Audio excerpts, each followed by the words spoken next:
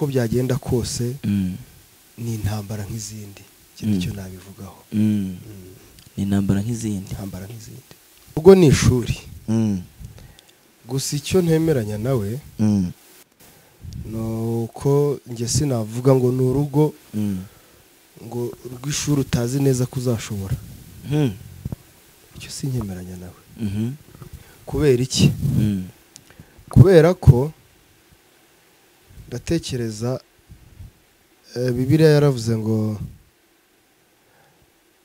atari Yesu urinze umudugudu abarinzi baba barindiye ubusa yego nta kindi gituma dushaka ni ukugira ngo muri twebwe n'ubumana buturimo tureme imiryango izubaha Imana yego bivuze ngo urugo rushingiye ku isezerano ry'Imana yego urema ingo ni nawe uzikomeza yego urugo rero rushingiye ku Mana uzi neza ko ari Imana irutanze yego ntabwo wateganya ko rwakunanira kandi uzi neza ko urushinze ari nawe uruyobora yego ashakanye n'umugabo mukuru umuruta ashakanye n'umugabo murusha imyaka ati burana amafaranga yabakurikiye ati birashoboka ko uyu mugabo atabara ubwa mbere abanye n'umugore nk'umuntu wagize amafaranga muri bazi ko umuntu wese wagize amafaranga akaza gutereta umuntu babumva ko yanyuze ku bantu benshi kugera nuko aba yaranyuze ku bandi baravuga ati uyu ntabwo bazamarana kabiri bikaba ari byo bimwe mu bintu biri kuvugwa abantu bari kwibazaho ni se none Vestine ko tuzi ko yasenze tuzi ko yavuganye n'Imana ese we nacatse nko kubaza nk'ikibazo birashoboka ko Imana yakubwira ugiye gukorera perime ati humura ndabana nawe kandi urayibona wagerayo ugatsindwa kandi Imana yari yabivuze cyane Ndabirambiwe TV wahisemo neza gukurikira Ndabirambiwe TV reka nkwifurize amahoro y'Imana ngo akomeze abane namwe njyewe muri kumwe nawe rero nitwa Nshimiyimana Emmanuel tubayeho ku mugambi w'Imana ntabwo tubayeho ku mugambi w'abantu nicyo kidutera kwa tukiri aha uyu munsi niyo mpamvu mba nifatiye uru rugendo nkifatira uyu mwanya nkaza kubashakira abantu b'Imana by'umwihariko abavuga butumwa inshuti z'Imana intumwa z'Imana twagiriwe amahirwe uyu munsi tugirirwa umugisha n'Imana kwemera kutuzanira umuvuga butumwa umwana w'Imana inshuti y'Imana mbere yuko tuganira cyangwa tuvuga byinshi reka mbanze mwakire hanyuma atwibigire ubundi atumwakire Yesu ashimwe ahimbazwe cyane komera cyane turashima Imana ko mbona udashabutse se byagenze gute ushabuka ni gute hari igihe umuntu atangira yishimye afite morali hari n'umuntu uba witonze cyane oya ngo ibintu byose bitangiye cyane birangira nabi ni nko kuvuga ngo wihuse arayoba aho utangiye buhoro bigenda biza hari umuntu wigeze kuyenza ku muntu uwo muntu arangije aricecekera aramwihorera baramubwira ni ivu rihoze niryo ryotsa inzu dushobora kumubona yitonze kuriya ariko yateye amahane nibwo mumenya wa muntu mwe muri kumwe wariwe imigani umeze gute se sava turashima Imana wambaye neza amatereningi so ni mu rugo se nta amatereningi ariko amatereningi buriya umuntu wese wambaye tereningi aba ari umuntu w'umupaturo ntacyo bitwaye yego ntabwo bikomeye ariko nanone ntibyoroheje yego mbere hagati yes hanyuma reka tukwakire utwibwire hanyuma ubundi tuganire neza twamenyanye amazina yanjye nitwa Kizihiza Philippe yego ndi umugabo ndubatse sengera mu itorero rya Foursquare yego hano i Musanze Foursquare ni Musanze ndi umuvuga butumwa zamura akantu gateye gutyo umuvuga butumwa ndatekereza ibyo birahagije twagize umugisha tugira n'amahirwe tuza kubasura biremera Imana ihimbazwe ntago burya urugo rw'umuyamugisha kugira ngo upfe kurwinjiramo byemere ntago biba byoroshye nta mahirwe Imana iba yahaye umuntu ngira ngo ahubwo urugo rw'umukozi w'Imana amarembo ahora afunguye ahora afunguye ariko nubwo tuba twahinjiye hari ababa batabashe kubona ayo mahirwe ariko bitewe nabo bidatewe n'abakozi b'Imana. Yego bitewe nawe hari igihe bafite ibyo yikeka kavuga nishobora kuhagera ahubwo adafite n'umwanya wo gusura abakozi b'Imana kuko wenda ntacyo baganira gihuye n'uko yiyumva bitewe. Okay, Imana ishimwe. Hanyuma wenda sinzi ko aza kubitangira ni nko kugira ngo tubiganire cyangwa se tugira abantu tukuramo urujijo cyangwa se tuze gusobanurira abantu kuvuga ngo umuntu yumva inkuru cyangwa se akumva ikintu kibaye agahita nyine yirukankira ku gisesengura bitandukanye nuko nyir'ubwite yashatse kukivuga. Wenda mbere yuko dutangira cyangwa se tujya muri iyo nkuru neza, reka mbanze nce bugufi nshimira abantu badukurikiye by'umwihariko waba uri mu Rwanda cyangwa uri hanze y'u Rwanda ukaba warakoze subscribe wumve ko ngushimiye mbikuye ku mutima. Birashoboka ko udukurikiye uyu munsi ukaba wifuje kudushigikira nabwo ukanze subscribe wayikanda, hanyuma tukajya tubana mu biganiro nk'ibi ngibi bya buri munsi, iyobokamana, ivugabutumwa, ijambo ry'Imana.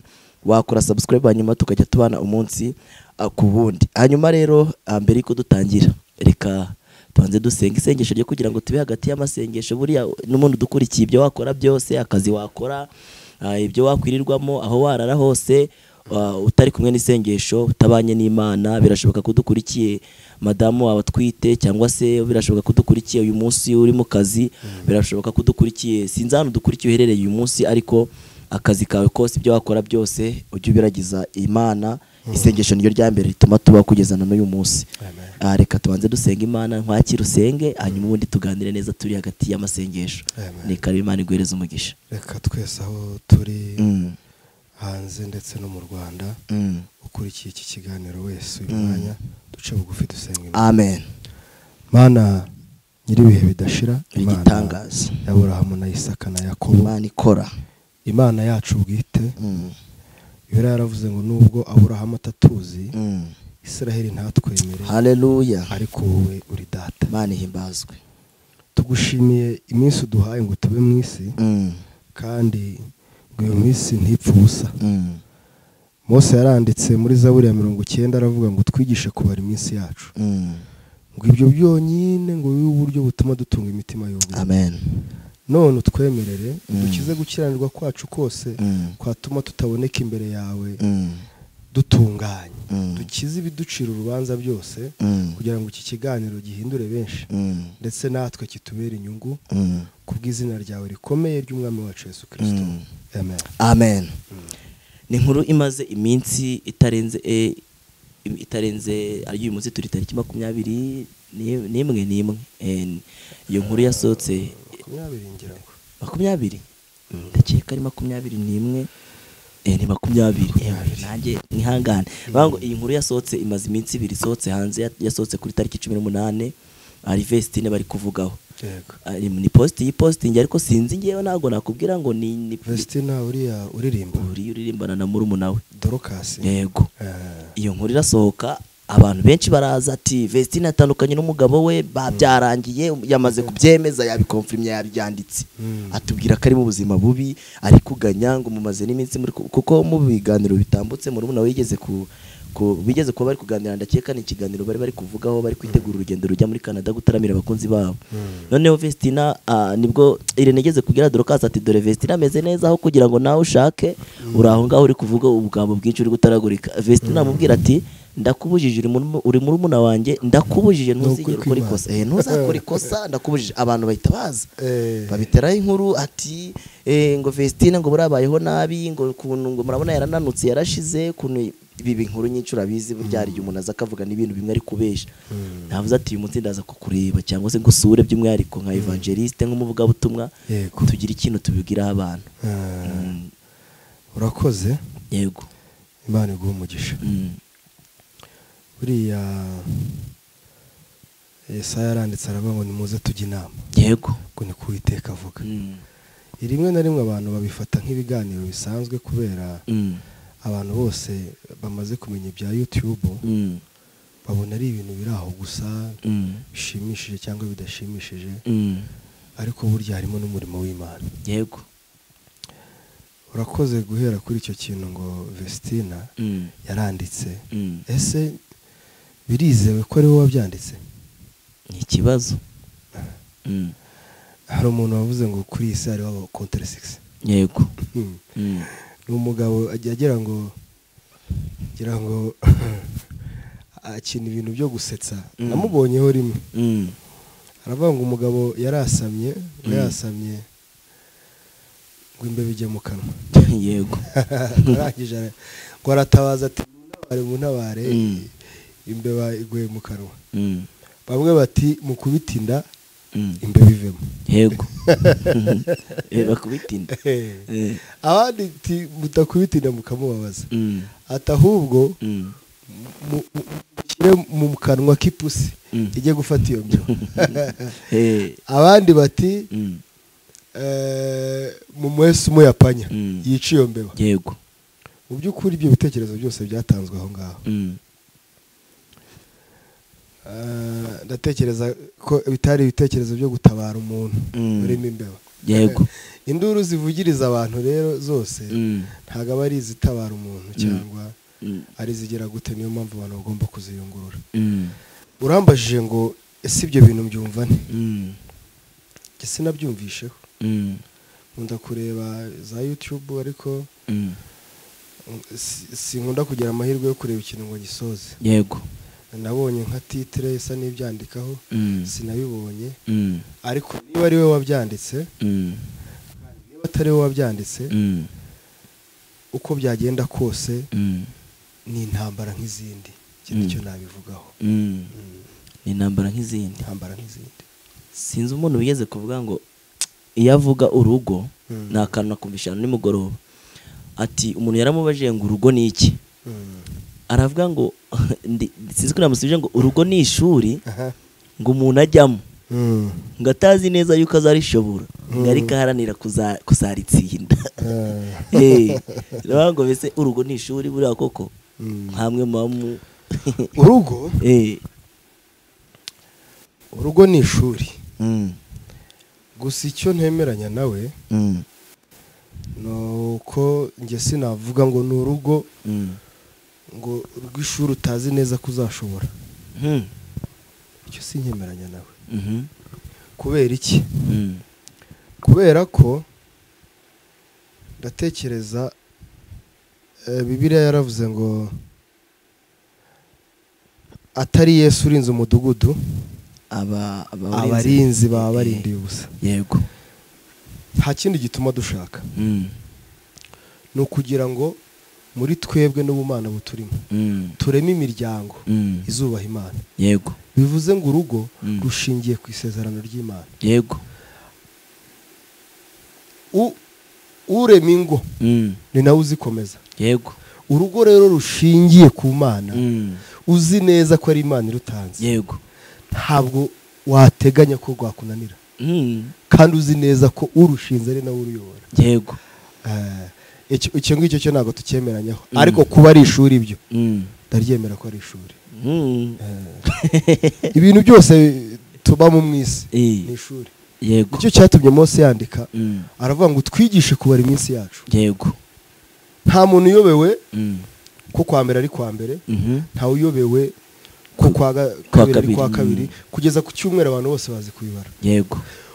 Kugeza ku matariki abantu bose bazi kubibara. Bakamenya ko n'umwaka urangiye, bakamenya ko n'undi utangiye. Yego. Ariko kubera iki Mose yavuze ngo twigishe kubara iminsi yacu? Nuko tumenya iminsi duhagazemo niyo tumaze. Yego. Ariko tugahishwa iri imbere. None imbere duhishwe tuhitwaremo gute tutarahagera? Ikibazo nicyo cyatumye aravuga ngo twigishe kubara iminsi yacu. Yego. Wenda hari nk'abantu bajya bavugana ise niba umuntu ari umukristo birashoboka ko abantu benshi urabizi ko bagiye babivugaho, wenda bashobora kuba utarabikurikiye nka twebwe tukiri bato duhora turi ku mbuga nkoranyambaga ati ashakanye n'umugabo mukuru, umugabo mukuru umuruta, ashakanye n'umugabo murusha imyaka, ati burana amafaranga yabakurikiye, ati birashoboka ko uyu mugabo atabara ubwa mbere abanye n'umugore nk'umuntu wagize amafaranga. Muri bazi ko umuntu wese wagize amafaranga akaza gutereta umuntu babumva ko yanyuze ku bantu benshi kugera nuko aba yaranyuze ku bandi, baravuga ati uyu ntabwo bazamarana kabiri. Bikaba ari byo bimwe mu bintu biri kuvugwa abantu bari kwibazaho ni se none Vestine ko tuzi ko yasenze, tuzi ko yavuganye n'Imana. Ese we nacatse nko kukubaza nk'ikibazo, birashoboka ko Imana yakubwira ugiye gukorera perime ati humura ndabana nawe kandi urayibona, wagerayo ugatsindwa kandi Imana yari yabivuze? cyane. ubwo byaba byatewe n'iki kugira ngo utsindwe kandi Imana yari yakubwiye ko irabana nawe? Ndaguha urugero. Yego. Hari igihe cy'Imana gitandukanye n'igihe cy'abantu. Uragerageza wongere hijwe. Igihe cy'Imana gitandukanye n'igihe cy'abantu. Imana iyo ivuze ngo nzaguha perimi, nzaguha. Yego. Ushobora kurata gatanu, gatandatu ukayibona. Yego. Ivuze ngo genda mu kizami, ndaguha perimi, ni muri preza, nako kanya, nona genda, ndaguha perimi. Yego. Uvayo yibonye. Ariko iyo ikubwiye ngo nzaguha perimi, wamenya igihe izayiguhera. Ayo ni amajwi abiri. Yego. Cyangwa n'amagambo abiri atandukanye. Rero ntekereza ko igisubizo gisubije nzaguha na ndaguhaye biratandukanye. Reka duhita tubihuza n'iyi titre nari ndi kuvugaho. Birashoboka ko Vestine Imana yaba yaramubwiye ngo nzaguha, ako kanya wagahita yumva ngo ndaguhaye, cyangwa se abantu bakamushiramo kuba bamwereka kuri icyo gihe. Ese bura hari umuntu ugira inama undi muntu yo gushaka, cyangwa umuntu we ashaka ari we wabyiyumvishe makumva ko ari cyo gihe? Birashoboka ko waza ukangira inama ntishaka igihe ndabona cyageze wakuze, cyangwa n'umwanzuro umuntu we ubwe yifatira. Hari abantu batagira umusimamo guhagarara ku kintu. Yego. Bagakora ikintu kubera pressure, bagakora ikintu kubera abantu, ariko nabyo bishobora kuba inzira y'Imana. Nabyo birashoboka. Umuntu akabona ko yinangiye, Imana igakoresha abantu kugira ngo agere ku isezerano bayo. None se umuntu akizwa byagenze bite? Abantu bashobora kuvuga ati kizwa kanga, ariko akagera aho abwirizwa na kwa kundi abantu bamuhoraho bamushyiraho pressure karangira akijijwe. Imana naho ngaho banyujije inzira. Hari n'undi ujya gusenga umunsi umwe agahura n'Imana, ijambo rikamufata, akaba pararize, agahera aho guhera uwo munsi akatura ko Yesu ari umwami n'umukiza, akendereya kugeza atashye. Ibintu byose ni inzira z'Imana, ibintu byose biba bifite uko byateguwe. So rero kuba Vestine Imana yamubwira ngo ushaka cyangwa se uzashaka, inzira zose, izo nzira zose mu buryo bwo gushaka zirashoboka. Yego. Kandi Imana yanyura hariho hose. Wenda nk'umuramyi wamamaye cyangwa amenyekanye n'ubundi mu kuramya no guhimbaza Imana, bura ari ikintu kuri Vestine nge maze kumwigiraho, maze kubona ko wakora neza utakora neza utabura abanzi. Sinibaza icyo hari igihe bavuga umuntu ukibaza uyu muntu ko nta kibi yakoze, ahita nibaza nkanjye munkoze kibi bamvuga ngana gute? Ninde ukuzi? Nicyo kibazo. Ntawe barakuzi. Nicyo nshaka kukubaza, wagomba kunsubiza ati hari bake banzi cyangwa hari aba nawe? Kuko ibyo ari byo byose nanjye tubonanye nari nkuzi. Yego.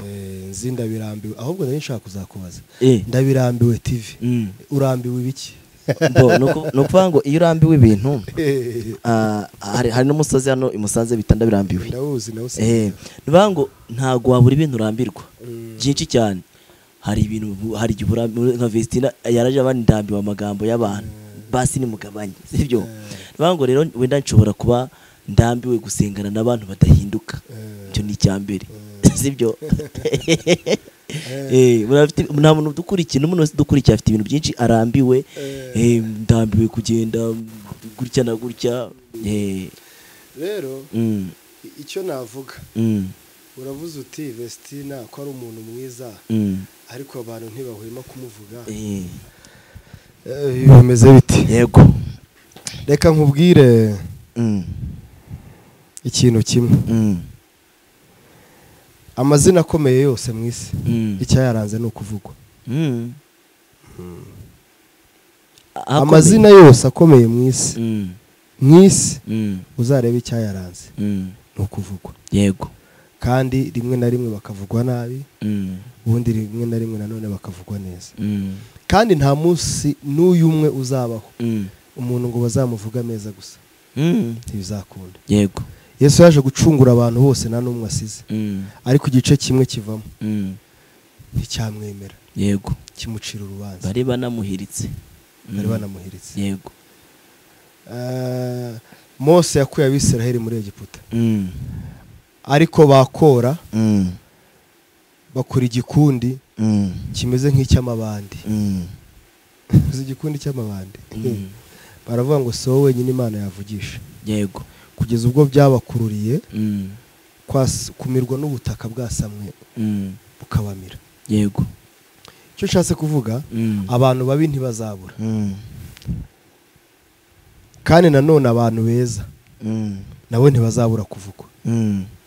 Hari umugabo umwe ntari buvuge izina kubera ko yitiranwa n'umuntu ukomeye muri iki gihugu cyane, ariko kuri njye hari igihe umuntu akomera kuri we ariko ntakomere no ku bandi, byashoboka, ariko akomeye kuri njye cyane.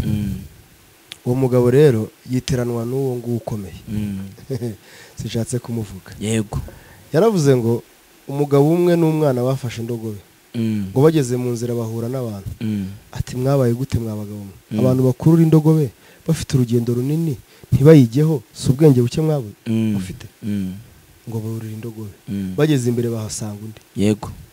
Baravuga bati umugabo n'umwana burira indogobe bayirushye, ubwo bwenge mufite n'ubuhe? Yego.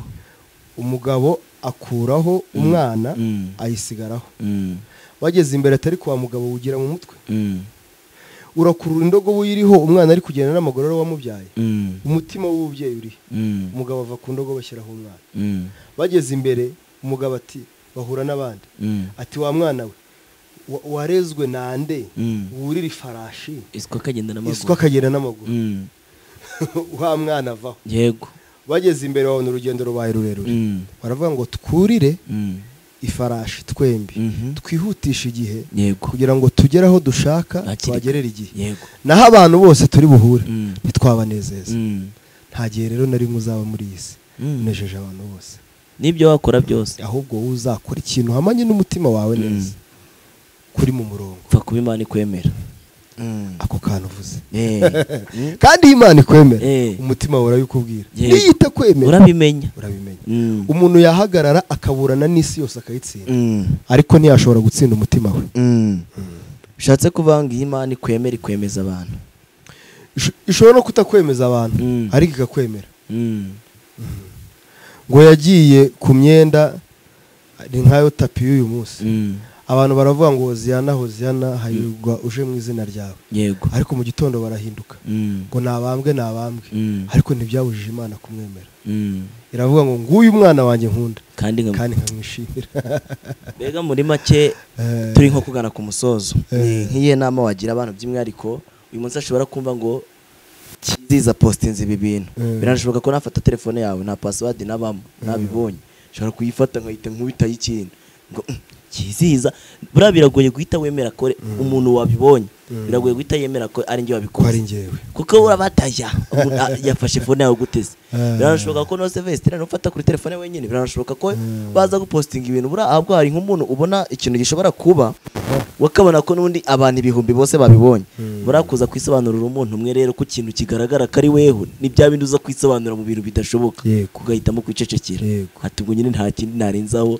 Ahubwo wowe ikintu ukora ntabwo umuntu akubuze gutya, bwo niho kuvuga ngo weho na sheri wawe tubahaye ameza abiri, ubwo bakabona amafoto bari gupostinga mukundanye mumeze neza, ya meza abiri akarenga 3 akarenga 4, ati ntibazabyara bakabyara, ibintu bikagenda gutya. Ba bantu nibo bagira basigara bamwaye. Rero Vesti nanjye ikintu namwifuriza ni ukubaka kandi bikagenda neza. Yego. Reka tukwakira ugira inama ubyira abantu, cyangwa se nk'igitekerezo wahereza abantu by'umwihariko unagira icyo ubwira abantu badukurikiye nk'inyunganizi, hanyuma ubundi tugarenga ko musozo. Icyo ntabwo nanumvishe ikibazo neza. Nagira inama abantu badukurikiye by'umwihariko bumva ikintu bagahita bihutira kukivuga uko kitari, cyangwa se guhita birukanyira gushaka ubundi bakivugamo. Mu buryo ngira ngo niba numvishe neza ikibazo mbere uko wari wakibajije, waruvuze ngo wagira inama yiha abantu babona abakozi b'Imana hari ikintu baguyemo bagahita birukankira ku kivugo ukundi kuntu bakaneditinga bitandukanye, mbese hakazamo nk'ikintu cyo kumusebya bakanarengera. Yego. Icyo nababwira gikomeye ni basome Bibiliya. ko hari abatayikunda. Niho ngiye gukomeza. Basome Bibiliya. Yego. Niba basoma Bibiliya nibwo bazamenya icyo gukora inama. Kubera iki? Uzasoma abagabo bakomeye bose muri Bibiliya bakoze ibintu bikomeye. Imana yavuze ngo aba bantu baba ku mutima wanjye, kandi ngo ikaba Imana idashobora kugira isoni zo kwitwa Imana yabo. Bazasome bazasanga abagabo bose Imana yemeye ikavuga ngo aba ni abagabo bo guhamya. Yego. Imana. Bazasoma amateka yabo muri uru rugendo bagiye bananirwa, ariko kunanirwa kwabo niko ari gusobanuye ko Imana ibavuyeho. Yego. Icyo gituma Bibiliya itubwira ngo mubwire abantu iby'ururutse imitima. Yesu yadutumye gukomezanya. Uzi impamvu yatubwiye ngo mukomezanye? Ngo kandi nimumara gukomera ngo mukomeze n'abandi. Yego. Yari bizi ko muri uru rugendo bazananirwa. Dawidi yabaye umwami arananirwa, arasambana. Yego, acika intege. Mose yamaze gukomera aribagirwa riramucika, aravuga ngo ngewe na Aroni twabakurira amazi muri uru rutare, ntiyashyiramo Imana. Iravuga ngo ntuzagerayo, twabakorera amazi. Yafashe n'abantu benshi ntabwo ho urugero. Yego. Abo bose bagiye bananirwa. Yafashe Samusoni mu gihe umunaziri ngo azahorere ubwoko, arakiranuka amaraho abantu, ariko birangira aguye mu maguru. Abo bose bagiye bananirwa. Ninde wasomye muri Bibiliya utarananiwe uretse Yesu? Ntawe. Niyo mpamvu rero inama mbagiriye ni umuntu wese uzi ko yabonye Yesu akamwemera nk'umwami n'umukiza, nabona mugenzi we agize intege nkeya azamufatira ibihe amusengere. Yego. Nta kintu kuruta kuvuga.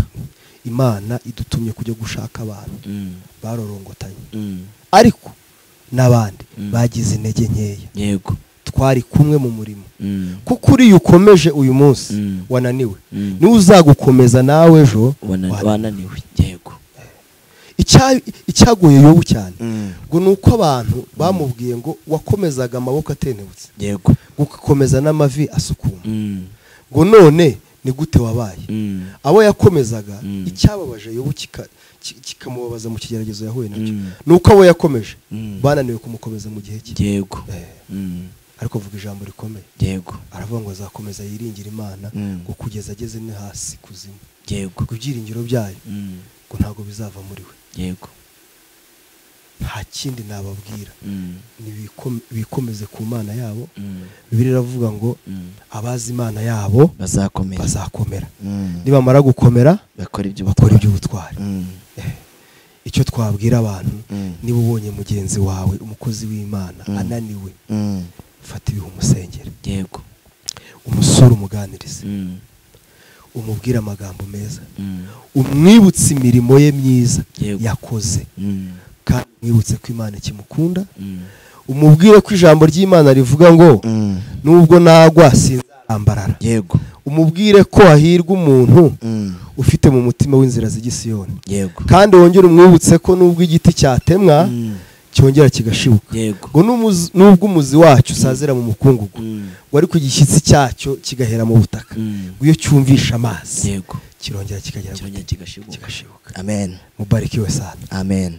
Yes, ari umuntu dukurikiye umunsi ushobora kwifuza kukugisha inama cyangwa se ushobora kwifuza kugira ikintu akubaza, by'umwihariko wanamufasha gusenga. Ndumva ko kuba yaguhamagara ntacyo byaba bitwaye, biremewe ku buryo mwaduha nimero ya telefone 100 kurindi. Aha. Tugize amahirwe. Reka dushyire nimero ya telefone kugira ngo kwifuza kugira igitekerezo agwa cyangwa se agwa n'icyifuzo cyangwa se akaba yanaguhamagara ukamufasha gusenga. Uduhereze yindi iba no kuri WhatsApp kugira ngo twandikirana. Yego. Ni 078. Yego. 0 63 4 Yego. 29. Tuyisubiremo. 078. Yego. 0 63 4 26 yego Imana igwereze umugisha. Evangeliste Kizihiza Philippe. Evangeliste ejo bundi baba baye mushumba Ariko nakunze channel yawe Ndabirambiwe TV ifite izina rikomeye cyane kubera iki kandi nuko hagiza abantu bose basesenguyira ijambo rikabiryabo hari aho bahagarara batari abafite ibyaha babirambirwa bakabivamo abavuga nabi babirambirwa bakavuga neza ababa mu nzu bananiwe gusenga barambirwa kubaho badasenga bakajya mu makanisa bagasenga abadakora neza barambirwa gukora nabi bagakora neza. Hari n'umuntu burambiwe ikode hari n'umuntu burambiwe ikode akabandi abarambiwe atukuze umukomozo wa dunia ni ukuvuga ngo abantu bave mu bintu bibi babirambirwe. Iyi TV nyesheje umugisha mu izina rya Yesu. Amen. Best no ntarambiwe bamuvuga abantu bavuga abandi nabi babirambirwa bakavuga abantu neza. Ewe uravuga umuntu nabi utazi iminsi usigaje kubaho.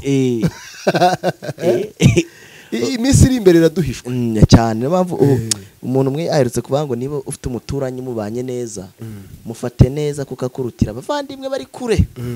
Papa Paulo yandikiye Abefeso arababwira ngo twaremewe imirimo myiza muri Kristo Yesu ngo tuyigenderemo. Buriya nukora ikibi uzagikora nk'umuntu kubera ko wagize intege nkeya, ariko si cyo waremewe. Nuvuga nabi uzavuga nabi yego cyo waremewe. Yego twaremewe imirimo myiza muri Kristo Yesu. Abantu nibarambirwa bibi bakubyiza kuko nibyo baremewe. Amen. Ega umuntu aba yazamutse uyu musozi wa Ndabirambiwe ntaba byoroshye baje kubwira Imana none ndarambiwe aho bigeze ibinda birambiwe. Kandi Yesu nubwo yagendanaga na ba Petero na ba Yohana nabandi buriya bose bura Yesu yarantangaje cyane kuntu yazaga agatora Petero kandi amuzi neza. Naho twe tureba Kizihiza tuyiniwe musirimu difatira Yesu yatoraga Kizihiza aziko neza akuzi bura ntago yazaga gupfa gutora yarazaga kareba mu bantu bose kandi hari mabeza bavugaga ati fasha nkoreho mfasha akamusimbuka kaza kafata cya Petero ati nkurikira. Petero nta burya ryagiraga ariko Yesu yarazi ko ashobora kuzamuhinduka cyane. Kandi Petero yagiraga ukuri yari umukoboyi yaramubwiye ati none ko tujyanye twasize boro zacu zose. Hari ugeze kumubwira warubaga amafi yarya ni niwe Petero ngo yakurikiye Yesu ngo asanga ngo Yesu ntago ari gushakiraho ifeza n'izahabu ngo kandi ngo areba ko yamukuye mu kuroba amafi areba nanone gusubirayo ntibigikunze kuko yagize uteye iseta yose barayifashe Yesu nditumushakira mu mafeza n'amazahabu ati none mwami twakuvayo tukajya he ko ari wowe kari wowe ufite amagambo meza. Yesu wamugezeho iby'imitsima ariko Yesu yamuhumurije yaramubajije ngo none ko twasize ibyacu n'abacu tukagukurikira uzaduhemba iki? Yesu arababwira ngo ibyo basize azabaha ibi biruta inshuro 100. Hari ababivuga nayo bakavuga ngo ibyo basize ngo azabibaha ngo abikubye inshuro 100. Oya azabaha ibi biruta. Bazasoma ijambo ry'Imana azabaha ibi biruta hanyuma kandi ibyo bibiruta namara kubibaha abikuba inshuro 100. ngo noneho ngo abahe bonus ikomeye iruta n'ibyo ngibyo ngo bite ubugingo buhoraho nyuma y'ibyo. Haleluya. Amen. We akanunda kumvisha azabanza bahe ibibiru azabanza bahe ibibiruta ibyo basize bidafite aho bihuriye. Noneho ibyo bibiruta abikube inshuro 100. Tashi itahira iryo. Yes. Hanyuma reka ngusenge ngo ushimire mvuga ngo Imana yo mwijuru guhereza umugisha. Biragoye kugira ngo umuntu yitange aze avugira umuntu cyangwa se burari nk'abantu badukurikiye baba bafite ibintu byinshi cyane ugasanga umuntu ari kuza buranje nkunda kubwira abantu ngo views 1000 zitarimo Imana zirutwa na views 100 zivuga umuntu neza cyangwa zirimo Imana.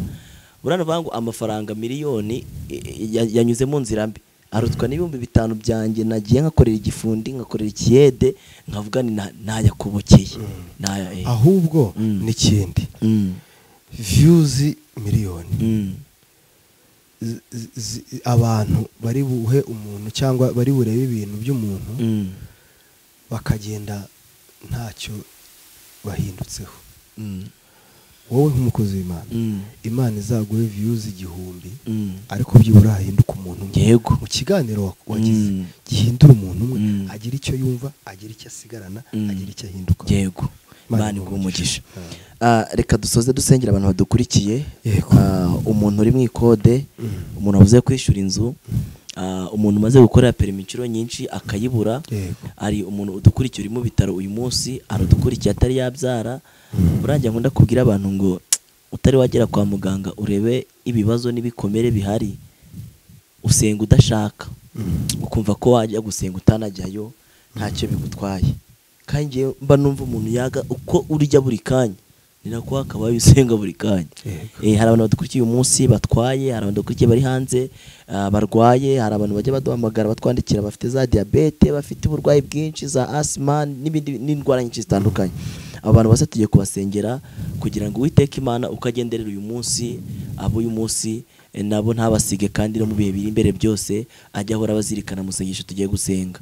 Hari umuntu dukurikiye uyu munsi wabyaye, nawe turaza kumusengera kugira ngo Imana ikomeze imuremberere, kuko ubwo ntiyarembera ngo abishobore. Urakizire nkubwira papa wawe ukubyara burani nk'umukozi kuri wewe, kuko ntiyagushobora. Nubanga Imana niyo bosi wayisaba icyo ukeneye, nk'umukozi ati bosi akeneye iki, Imana ikakimunyuza akakikugezaho. Niko mba numva njye bitekereza, kuko ntabwo nabambwira ngo ndagira ngo kiziza nzamushobore. Nanjye buranje ko kubyaye dukora ikiganiro atari Imana igufasha nicara aho ngaho nabona ayo nazaguha. Niyo mpamvu tugiye gusengera abantu bose badukurikiye. Yaba urwaye indwara yari yose urwaye, wowe ntiwizere twebwe, kuko twebwe ntacyo turi cyo, ntacyo twakora, ahubwo wizera Imana iri muri wowe. Hanyuma niwizera Imana iri muri wowe, ukizera iri muri twe, Imana iraturitse ikibyimba kiri hagati, ikora igitangaza. Kizere kankwaki ubasengere, ubasabire umugisha, imbaraga ziri muri wowe zibohore, Imana iguhereze umugisha. Amen. Tugiye gusenga. Amen. Bibiliya iravuga ngo umubabaro wose w'umunyamubabaro wiringiye Imana, ku mubabaro we ujye ugera ku mutima w'Imana. Yego. None tugiye gusenga tudasengesheje amarangamutima, ahubwo dusengesheje umutima. Amen. Kuko umuririmbyi yaravuze ngo mu gihe cyo gusenga amasengesho yacu ngo ajya agera kure cyane, ndetse agatambuka n'inyenyeri. Ngira ngo inyenyeri nizo ziba kure abize cyane, njye sinize menshi, ariko ngira ngo inyenyeri nizo ziba kure cyane. Ariko umuririmbyi aravuga ngo amasengesho yajya atambuka n'inyenyeri, ku rugi rw'Imana agakomanga, ngo nta kindi cyifuzo uretse kureba Imana. Yego. Mana Data wa twese uri mu ijuru, mu izina rya Yesu Kristo, imitima y'abagutegereje mu isi ni myinshi, kandi bijejwe n'umubabaro w'isi wazanywe n'icyaha. Amen. Adamu wa mbere yazanye, ariko uwa kabiri azana gucungurwa. Haleluya. Niyo mpamvu dusengeye muri izo mbaraga zo gucungurwa, kugira ngo imitima y'abananiwe bose n'ababaye ikorweho nawe, ihumurizwe nawe, ikizwe nawe. Amen. Ndasenze cyane ngo ababuze abana, Mana utanga ikimenyetso cy'ibyiza. Amen. Muri uyu mwaka undi tuzafatanya amashimwe. Abarwaye indwara bose zidakira, ni wowe muvuzi w'indwara zidakira. Abisi bagavura izikira, ariko wowe kuko ukora ibyananiye abantu, ni wowe muvuzi w'indwara zidakira. Ubushobozi bwawe ufite inzira zirenga iz'abantu imibare bakwiga. Amen. Uhimbazwe nyiribihe bidashira. Yego. Utukuzemerere. Ndaguhamagaye ngo wumve gutaka kw'abana bawe, bakwiringiye bakuye amaso ku bantu, bayahanze wowe. Yego. Wakirisha ubuntu bwawe n'imbabazi zawe. Amen. Dusengera abari mu makode, bananijwe nayo, batagishoboye kwihangana, imbaraga zishize kubera kunanirwa, kandi y'imbaraga zirangiye izawe niho zitangirira. Yego. Ushimwe kuri Imana iteye ubwoba kurusha igitero cy'ingabo. Haleluya. Wowe wafashe inzira ukayica mu mazi, Abisiraheli bakambuka. Nta mu engineer wigeze ubikora kuva isitangiye kandi kugeza irangiye. Yego. Uzakora inzira mu mazi. Amen. Uyikora igihe gito, uyirangiza igihe gito. Haleluya. Byaravugaga ngo ushoboye gukora igihe gito ukarangiza ikibazo kimaze imyaka n'imyaka. Yego. ukagisisibiranya kikavaho kikibagirana nk'ikitarabayeho. Uhumurize ubwoko bwawe, abagukeneye bose babone neza yawe. Urakoze gukumvisha gusenga kwacu. Iki kiganiro kigende umwuka kigezaho imitima yacu n'amajwi n'amasengesho bitagera, umwuka bigezeyo. Amen. Gihindure benshi, kigarurire benshi ibyiringiro. Yego. Ambika amakamba yo mu ijuru. Mani imbazwe. Ukomeze mwami Imana uhiriye icano. Ndabirambiwe. Yego. Ntibe kuri ndabirambiwe gusa by'izina, ahubwo abantu barambirwe kuba mu byo utaturemeye. Kuko waturemeye imirimo myiza. Tugende. Abana bari byo barambirwa kutayibamo, hanyuma bayibemo. Niko nsabye nizeye mu izina rikuru ry'umucunguzi wacu Yesu Kristo. Amen. Mani shimwe.